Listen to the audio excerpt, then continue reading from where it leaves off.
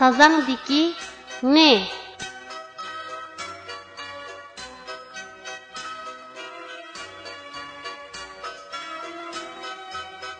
Bu harfning talaffuz qilinishi bundaq. Ne?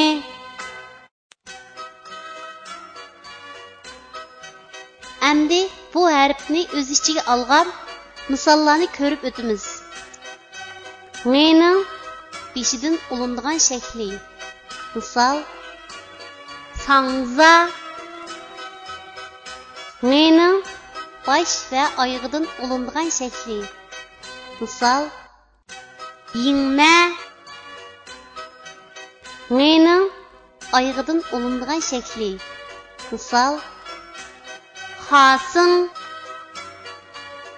Ne'ning ayrim shakli. Misol yang.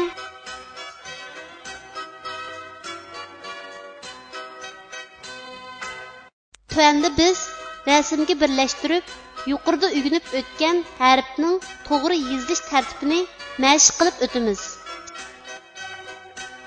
Sangza ne harfining beshidan ulinib keladigan shaklning yozilish tartibi.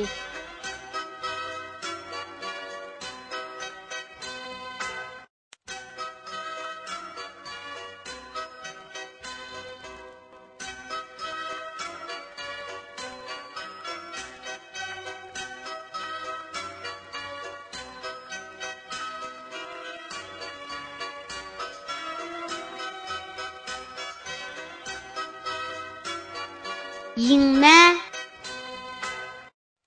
ne harfining bosh va oyog'idan ulinib keladigan shaklning yozilish tartibi.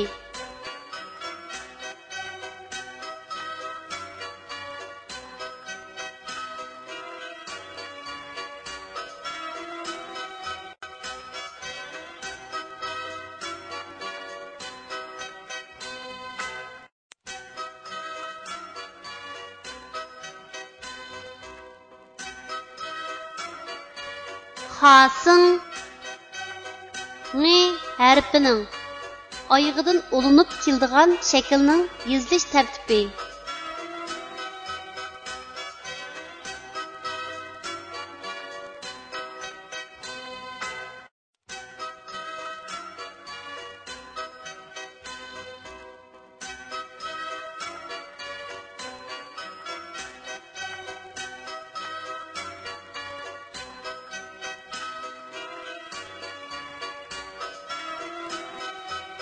Yang ne harfining ayrim shaklining yozilish tartibi.